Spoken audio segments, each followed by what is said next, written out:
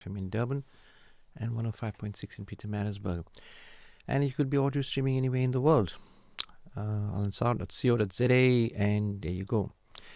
Alhamdulillah, it's an amazing Saturday today. It's a fantastic day here in Durban, in Overport. I don't know where you are in the world, but where we are at the moment, it's cool, it's relaxed, and you know what? It's nice. Yesterday it was quite a heat wave. I mean, I think the rest of the country as well felt it. But shukr, alhamdulillah, survived it. Had a few close calls. People were getting upset, angry, but it doesn't matter. We made it. Now, today's a little bit more relaxed and cooler and all of that. But shukr, alhamdulillah. If you haven't recognized the voice yet, this is the Dalde show. I'm the host. My name is Faizal C. Joosab, and I'm a family and marriage counselor, which means I talk about family and relationships and marriage, and considering the anarchy we are in at the moment. I mean, everything's hanging on by a thread at the moment. You really can't go around and say that the most of the marriages are rock steady. I think it's not the people's fault. It's not the spouses that are at fault. It's just the circumstances have become very testing and trying. I mean, we're getting affected by what has happened in Palestine. I mean, it affects your mood. It affects you become somber and despondent. I mean, who can actually stay normal after witnessing what has happened there, the genocide that has happened there? Innocent women and children, babies being killed, and then condoning it with calendars and saying, oh, we found an underground tunnel that probably was a sewage pipe. So we're all getting affected by it. So it takes a toll on your relationship, on yourself. So how I come in is when, your marriage is not going that way and there's too many arguments and there's too much of issues, because you know what, it's not easy at the moment, and we fully understand. So this show has been calibrated and created for this format because we're trying to now educate and inspire that don't give up and keep trying. And obviously there is help nearby and Allah is there with you. But you also need to reach out and be a little bit practical. So the tips that we give you, the help that we give you, please try it. And inshallah, you'll see a difference. And if it's more sincere, it's more profound, obviously you'll see a bigger difference. And then if it's like, in a very dire state, then you need to reach out for help. And there's no harm in that, no shame in that. Every doctor needs a doctor. And that's the truth. Even the guy, the mortician, one day he's going to die and he's going to need a mortician. And even the person who digs a grave, one day somebody's going to dig his grave. So we all need help. We all need somebody to support us. So for the past few weeks now, because I'm a family and marriage counselor, I bring to this show whatever I know, whatever I've experienced, and whatever the knowledge Allah has imbued me with. So I bring here what I know so that we can benefit the people out there. So if you know what I know, then perhaps you don't have to make the mistakes that so many has done. Allah must protect us, but the truth is that we need to be informed. So we're talking about betrayals, we're talking about infidelity for the past few weeks, and last week it was, can a marriage survive a betrayal? And the answer is yes, an emphatic yes, because everything is, you can recover from everything. If Hazrat Umar were changed, you must never say nobody can change. But obviously there must be an intention.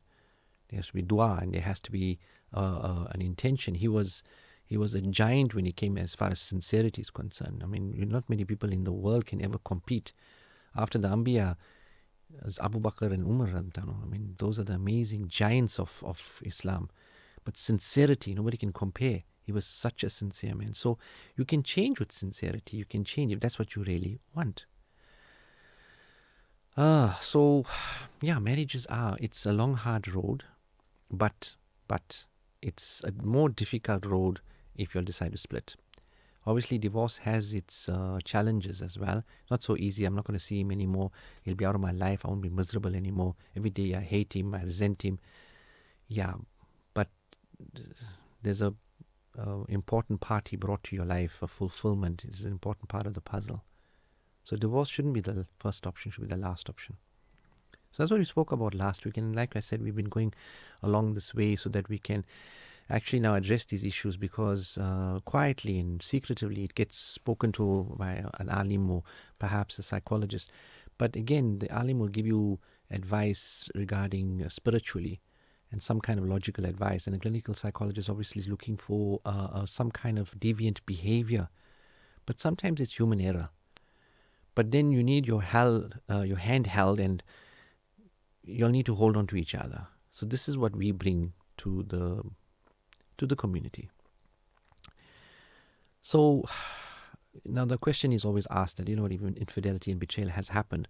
What is the reason? Why is it that it happens? I mean, what's the point? Why is it that suddenly a strong, rock-solid person who's there and you trust him instantly, you trust him more than yourself, and then suddenly you find out that there has been some kind of misdirection of affection. Remember, I'm using very tactical and diplomatic terms here. I'm trying to stay as tactful as possible. But then when that happens, then you know what, everything goes to pieces, because nobody enjoys getting betrayed. I don't think there's anybody out there that can actually say, yeah, I don't mind being betrayed, it's fine.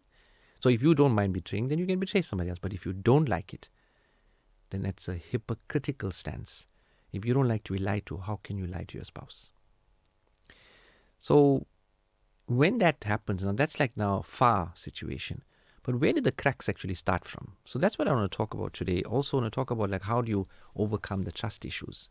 Because so you've sacrificed and said, okay, he made a mistake or she made a mistake. And you know what, for the kids' sake and for mutual benefit, let's just see if we can carry on. And then you try and suppress the pain in your heart, and you try to continue. But it's not going to work, because it's just a ticking time bomb.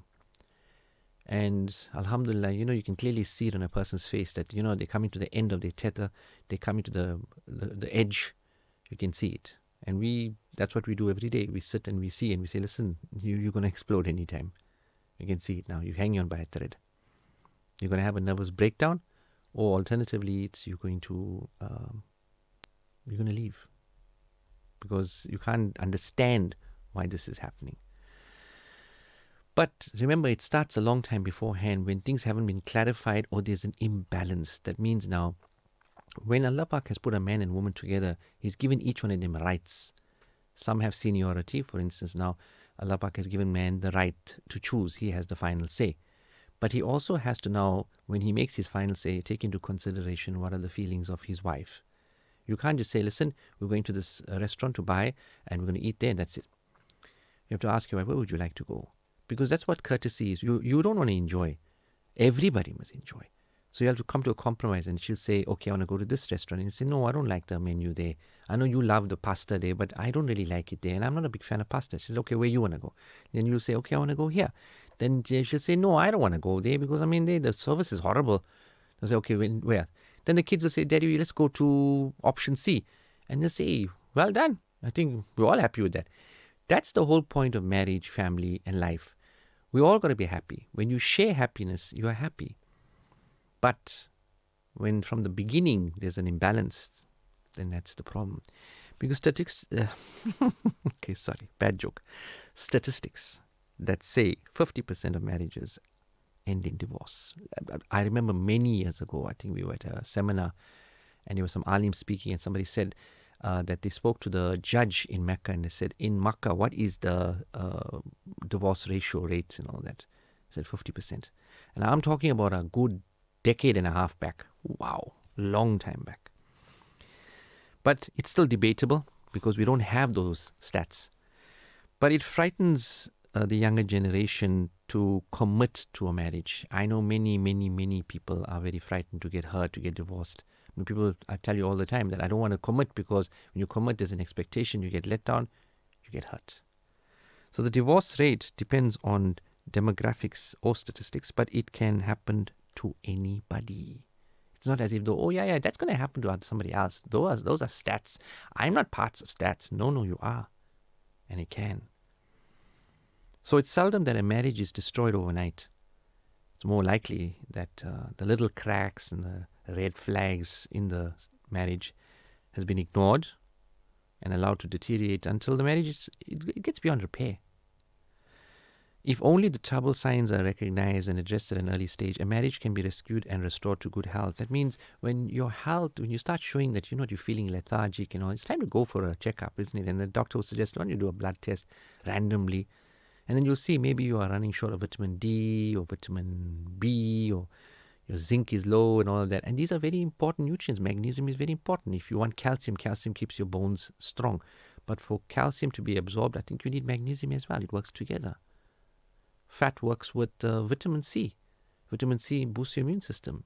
We don't want to get all those horrible diseases. Allah must protect us from cancer and all those horrible, horrible things that's out there. But how does it all come?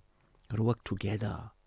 So, get yourself checked up, but recognize that, something's not right now. I need to go and sort myself out. So just like that in a marriage, now, when you're not enjoying as much, you're fighting a lot more.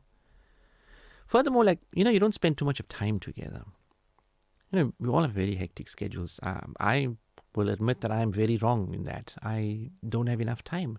It's the truth. I'm admitting that today. I don't know how many of you will want to admit it, but it's like I'm trying to do too much, too fast, in a very short space of time. Allah give me barakat in time, but I'm overdoing it. I need to slow it down. So hectic schedules can make it a challenge to spend enough time together.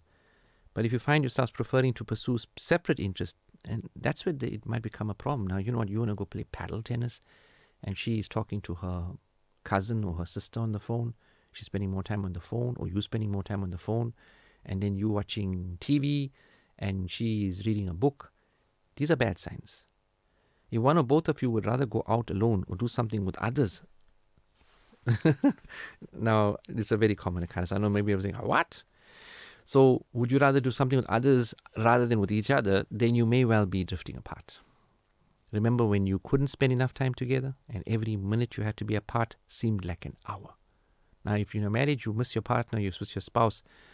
I wish that was the case with everybody. But if you miss them like that, then yeah, you're strong, you're healthy.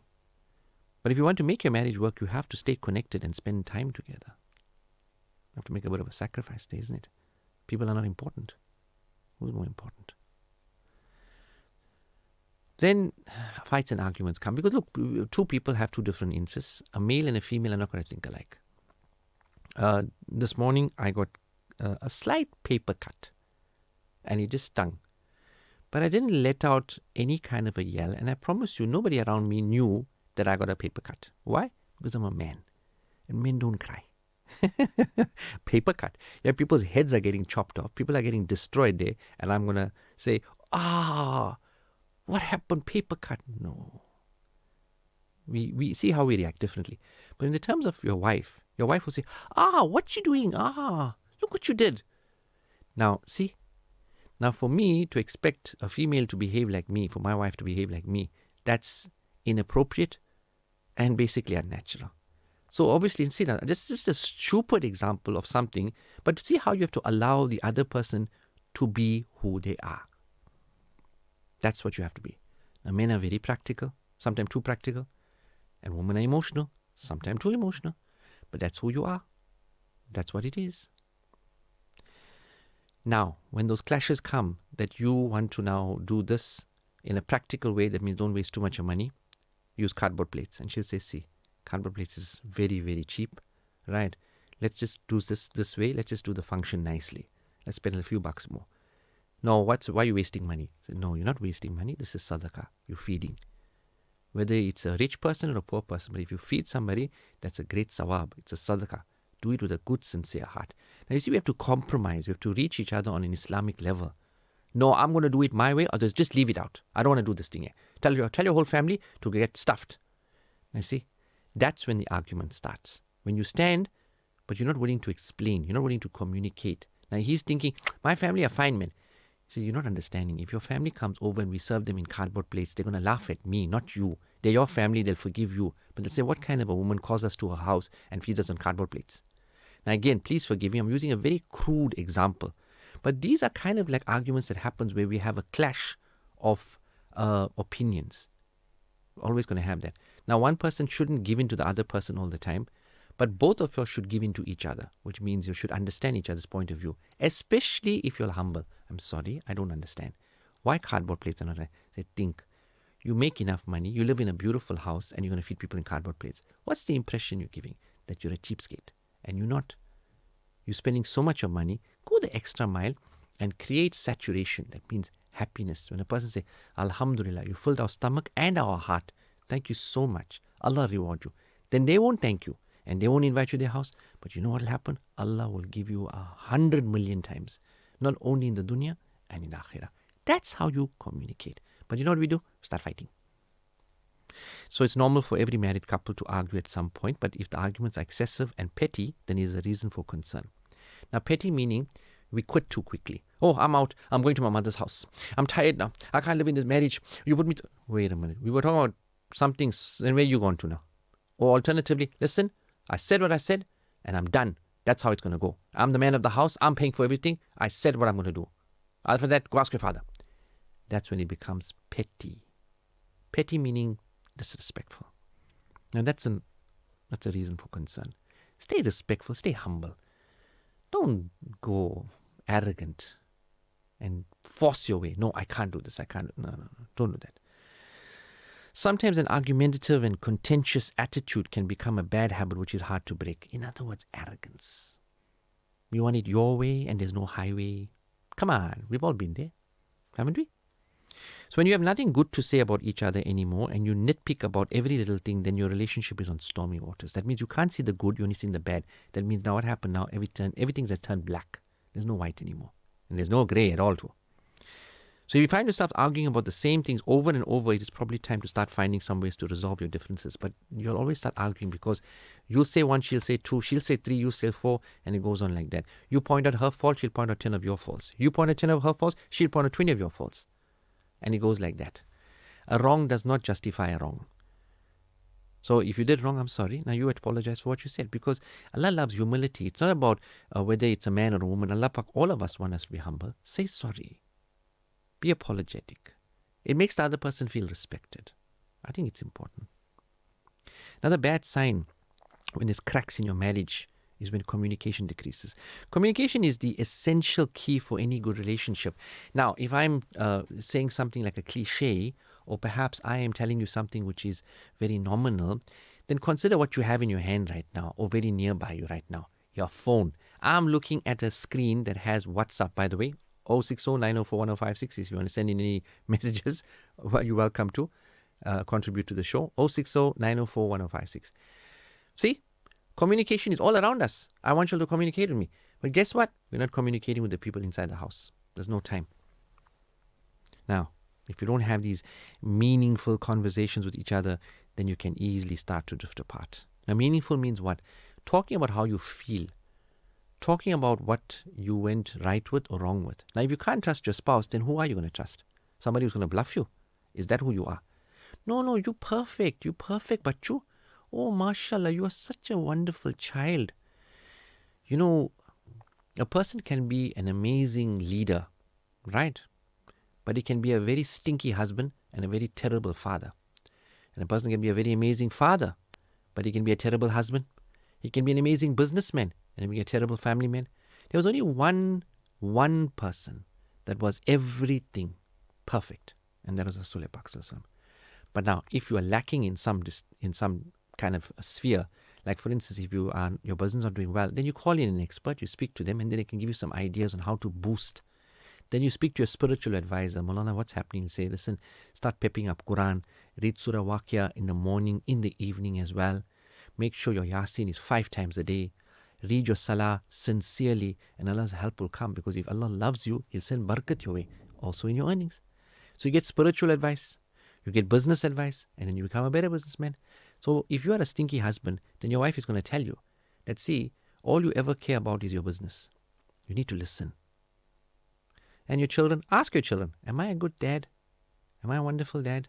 If your children love you, not because they need you, or they can't do without you, they're frightened that who's going to pay for their education and what's going to happen to mommy and us, then that's different. But if they want to spend time with you, if they want to sit with you, if they're not too afraid of you, that means you're going to criticize them or shout them or tell them where they're going wrong. Stand straight now. What's happened? Did you brush your teeth today? Are you taking 3 minutes to brush your teeth, or you're just rushing because I haven't got money for dentist? Now, really? Communicate. Baby, you want to have good teeth like me? I don't have good teeth. You want to be like me? I didn't take care of my teeth. I didn't floss. I had too much of sugar. I love chocolates. See what happened to me now? See? I got tooth decay. So don't be like me. Be better than me. Communicate. With your wife, ask her, where am I going wrong? What am I doing wrong? Let her give your opinion. You don't have to be insulted, because when somebody calls you out and say, look, if your boss calls you out and say, listen, your work is now not, then you keep quiet. You don't like it, but you keep quiet. So you need to take a little bit of constructive criticism. So there may be a few reasons for decrease in communication. Perhaps you both have hectically busy schedules, or perhaps there's a thorny, unresolved issue that has caused a widening wedge to become between you. That means there's past problems, especially like in-laws problems, disrespect, something that you made a mistake about. Talk about it. Now, if you're fighting about it, then you need help. You need arbitration. But if you talk about it, then you feel a weight off your shoulder, because you feel better that somebody gave me the respect of listening without cutting me down. Listen to your husband. Let him speak and say, you know what, I'm so tired. I'm working and I feel like I'm running in a like a circle here. Empathize. I'm so tired with the kids. Every day I'm in the kitchen. You come home. You don't care about me. Listen. Empathize. Show concern. Hug. Kiss. Love one another. That's communication. Past issues. Are you still angry with me about them? Yeah, I can't forgive you. How? If you can't forgive me, how Allah can forgive you? How you can talk like that? And besides, that means you're lying to me when you told me I love you. Talk about it. Make a joke or two. Be kind and just say, no, I love you, but I can't forget what happened. So, okay. Then you forget what I bought you that time? Forget what I did for you then? Why I did all of that? I didn't do it because my money was falling out of my pocket. I did it because Allah has given me to make you happy. And that's what I did.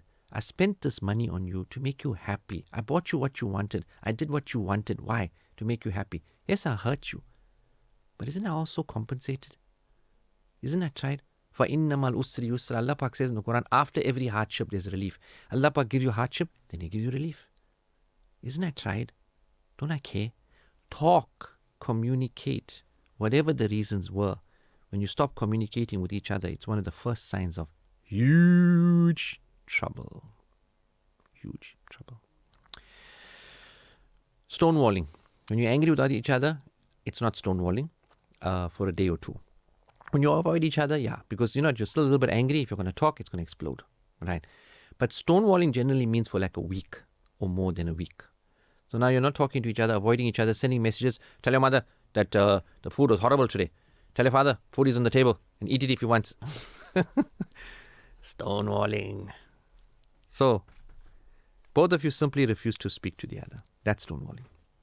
And this can be one of the most hurtful and destructive behaviors in a marriage because it is disrespectful. This is an extremely ineffective way of dealing with conflicts because it creates a huge sense of disconnection and does not resolve anything. If there's stonewalling in your marriage, then this can be the big red flag indicating that your marriage is dying. You need to resuscitate it.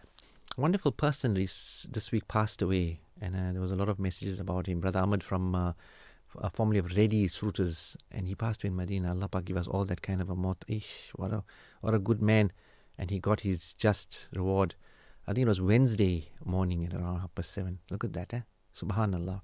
Allah give his family sabr, but at least they have one great emotion in their heart that, my father, my family, my husband, my whoever it is, that he's in Medina with Rasulullah Pak and the Sahabas. Wonderful. What a maut. Anyway, we are on Facebook as well. I failed to also mention. So please, if you are, you want to see what the studio looks like and how I blend in with the red shirt in the studio as well, with the red and black studio, please look it up, Facebook, Al-Ansar, and you'll see me there. And maybe you can drop a comment, or perhaps, I don't know, like the show, not like the show, whatever it is. Some WhatsApps have come through. Salaam alaikum, Fahim, and your crew at the studio. My mom loves listening to your show and the advice you give. Hi, Fahim. That's not me. It's Faizal. Jazakallah. I would like to request dua shifa for Mom Rehana Said of PMB. May Allah grant a complete shifa. Inshallah. Okay, so now this is from Mom as well. Rehana said, Assalamu alaikum. A beautiful life does not just happen. It is built daily by prayer, humility, sacrifice, and love. May that beautiful life be yours always. Feel Allah's love today and always. How are you all, Fahim and team? Hi. Also team, daughter and mother. I'm not Fahim. Hope you're well. He comes in during the week. Request for du'as for myself and all those who are not feeling well, speedy recovery, and all those who passed on Jannat al-Firdaus for their qabr nur. Jazakallah, sister. And Jazakallah, play or not, it meant a lot to me. Okay, so I don't know, maybe she does mean brother. I don't know. Brother Fahim is not on Saturdays, or I don't know. Anyway. Remember 06090411056 if you want to message in. Please send us messages. Salams Faizal, what you are speaking about is exactly what I'm going through. Trust issues, communication issues. I'm married for 6 years, recently coming out of depression. My hubby mostly lies, which causes me every time not to trust him, as the marriage started out from lies. My hubby does not want me to know about financial issues or going through his phone. I try my best sometimes to keep quiet, but he provokes me. I do tend to have a mouth at times, which I try to walk away when we fight, but it angers him. I'm not allowed to work, but I feel also I want to earn my own halal rozi, as he cannot afford to sometimes give me what I want. Not that I'm demanding. But I was used to working, and it assists me with depression. My mind is occupied. We mostly fight about his late coming and having unnecessary dumb excuses, which tends my mind to get suspicious. Please assist me in having a way forward. Jazakallah khair. Sister, you need help? These are the red flags I'm talking about. He's lying and you, wow, you're going there. Big flag, big red flag. You need help. Please reach out to somebody to help you, because it's going the wrong way.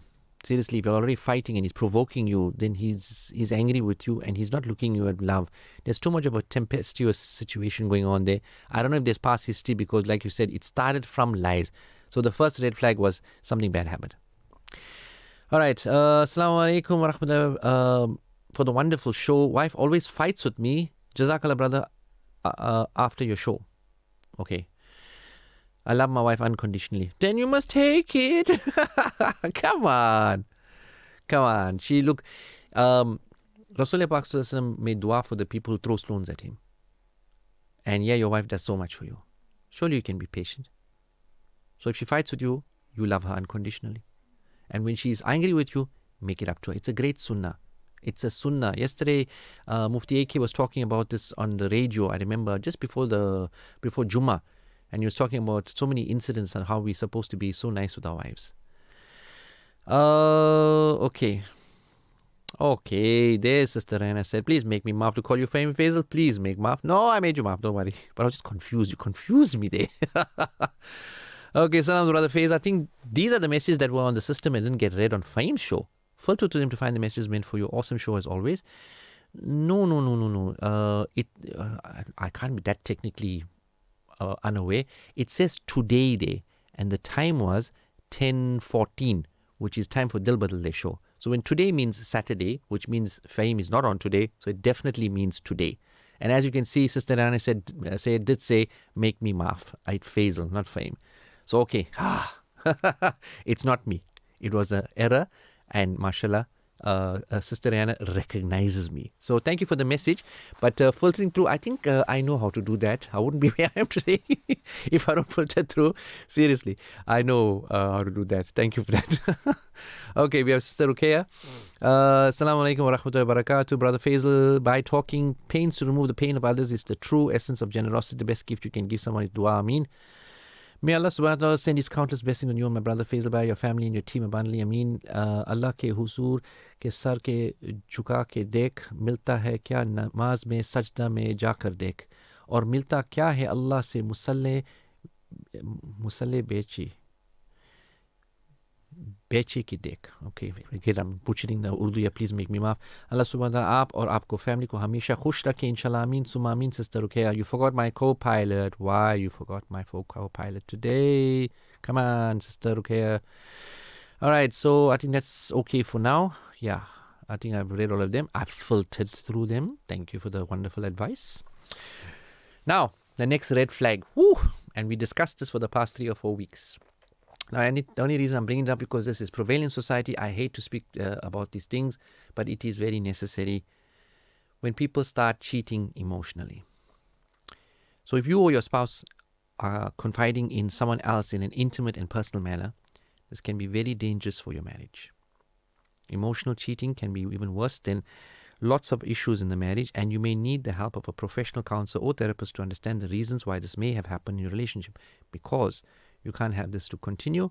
You need to find out why it happened so that it may never happen again. It's not about forget about it. Now I made a mistake. Now what you going to do? Kill me now? If you want a divorce, I'll give you a divorce. No, that's not the way. We need to know for sure it doesn't happen again. So when one or both of you seeking elsewhere for intimacy, it is a sign that your marriage relationship is in very big danger. Very big danger. And we discussed this in detail. We covered it. Why? Because you'll need to know that this is like the most crippling factor. Because if you can't maintain trust and you can't be monogamous in your relationship, then you're using the person. You don't care about the person's feelings. Because nobody likes to be cheated on. Nobody likes to be betrayed. Nobody feels that way. Another thing is when you blame each other constantly. It's easy to resort to playing the blame game when you both feel that the other is the one in the wrong. If neither of you takes responsibility for your actions, then it's difficult or impossible to go forward in a good way. Remember, I said when you are wrong, say sorry. Say sorry. Then that means you've acknowledged your part in that you made a mistake. But it's not like who you are, arrogant, because then the person starts losing hope in you. Say the person can't even admit that they're wrong. They can't say that they are sorry. Then what am I dealing with here? Losing a fighting battle, losing battle. I'm fighting a losing battle here. You know what I mean? I'm done here. So when one or both of you are more interested in finding fault than in finding a solution to your differences, then this is probably a sign that your marriage is dying, and it's really, they say in Sakarat. One or both of you feel resentful. Now that's very, very popular amongst a lot of the couples. I can't leave him. What I must do? I can't go back to my father and mother. The kids, what's going to happen? Now that, for me, that's BS. You're either in it to win it or you're out of it. But you have to make up your mind. But don't feel that you're in a painful situation blaming the other person. That's like drinking poison and expecting the other person to oh, my husband treats me like, do something? No, he doesn't want to listen, doesn't come for counseling. Then you come for counseling. We'll teach you what to do for him. But don't be resentful and don't be, no, he's doing this, because you're only hurting yourself. You're going to get sick and your children are going to miss you. Then you're going to blame him again. No, I'm not happy in my marriage. Why are you not happy in your marriage? What she's not doing? Research the situation. Ask an impartial person. What are the tenets? What are the mandates? What are the protocols of marriage? That she's supposed to treat you like a king. But do you treat her like a queen? Start asking these questions to find out for sure. I hope you're watching me on Facebook. I hope you're there. So remember, we're on Facebook today. Also, if you want to send in a message or two, 060 904 1056. That's the WhatsApp messages. So constant arguing and unresolved conflicts can result in nasty feelings of resentment building up between you. If one or both of you feel resentful, this can eat away and corrode your marriage relationship. Oh, you know how he swore me? You know what he said to me? He called my father a bad name. He called my mother a bad name.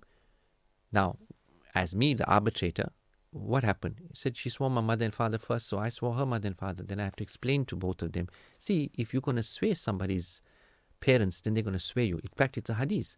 Rasulullah Pak Sallallahu Alaihi Wasallam told the Sahabas, you must never swear your mother and father. And they said, huh? Ya Rasulullah, how can we do that? He said, when you swear somebody else's parents, they'll swear your parents. That's how you get your parents sworn.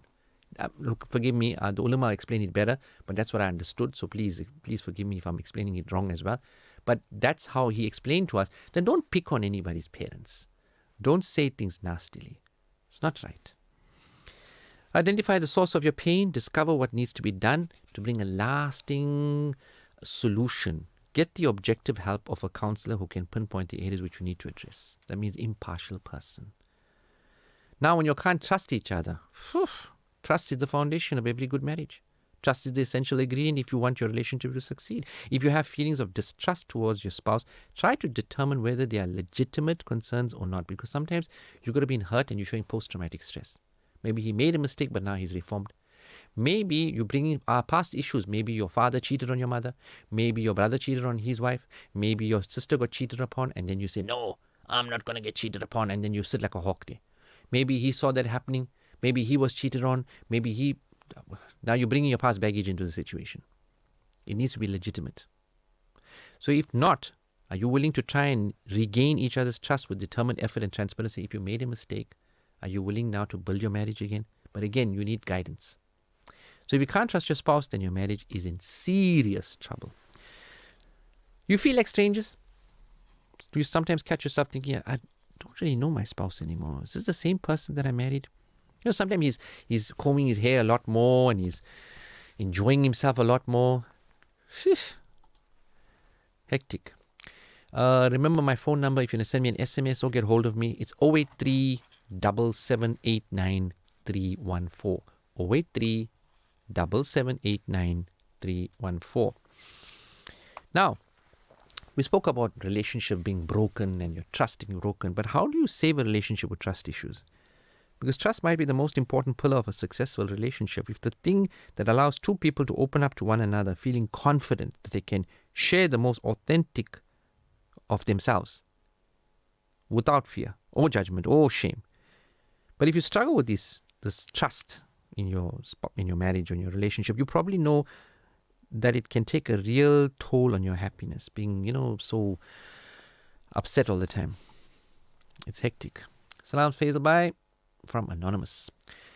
A lot of Shah Rukh Khan and Salman Khan lookalikes in the neighborhood cause problems too. They put extra gel on their hair, eat chingam, and attend weddings uninvited. Chingam! Oh my God, I haven't heard that in a long time. Chewing gum is chingam. No, well, the chingams themselves, they know. Okay, the Salman Khans and Shah Rukh Khans, they're all very handsome, mashallah. Allah gave them a lot of good looks. But when a woman looks for a husband, she looks for character. Because character is what carries you. What is Islam? Islam is good character. So if you're going to be doing an ibadat like marriage, then you don't need to look like a chingam. What you need to look like is the real deal. I know Rasulullah was very handsome. He was the most beautiful, beautiful person. But we all can't be that beautiful. But nonetheless, we can have beautiful character. Think about it. So while there's no set formula for what constitutes trust issues, you'll know you're dealing with them when you feel deeply anxious or concerned about your relationship. Now, like I said, maybe that you've had these issues and something like that happened.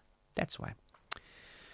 But you need to communicate about how you feel. The problem is when you start communicating about how hurt you are, then most men don't want to hear it because it makes them feel guilty. Now in arbitration, when you come for counseling, then we give you that platform for 10, 20 minutes to talk about how you feel, how angry you are with him, and how hurt you are, and how stupid you feel with yourself for trusting him. So it all comes out. Remember, it can't stay in. It has to be purged. Anything negative must come out. It has to come out. But now you can't talk to him because as soon as you start talking to him, yeah, so what you want me to do now? I told you sorry a million times and I thought we went past it. Even when you come for counseling, like sometimes we see them once or twice. We went for counseling. You know what? Eat 5 grains of rice and say you're full. You have to eat a nice chow, a nice plate of dal and rice. You can't now say, oh, I had 5 grains of rice. You come for 1 or 2 sessions. It's not going to resolve the issue. The issue is going to be resolved when the hurt party says, I'm happy now. So maybe take a few more sessions. But when she's there and she says, listen, I told you what I needed to tell you, and now I know what I want. I want to work with you and make this thing right. I want you to pay me back, compensate me for what I've done for you. Then we're getting somewhere. But you need to communicate. So open communication will always be a relationship saver. If you can find the bravery to confront your spouse about your feelings and experience in the relationship, there's always a chance to save it. Again, I'm telling you, the problem is it escalates into an argument. So sometimes trust issues seem to stem from misaligned expectations each partner holds for the other. Like, you know what, so what, she has to be in my marriage, so what, I was talking to somebody else. It's not as if though I was having an affair. That is zina. Now somebody needs to tell him that. You're not going to tell him that. He won't listen to you. So, do you expect a level of communication from your spouse that might be unrealistic for them?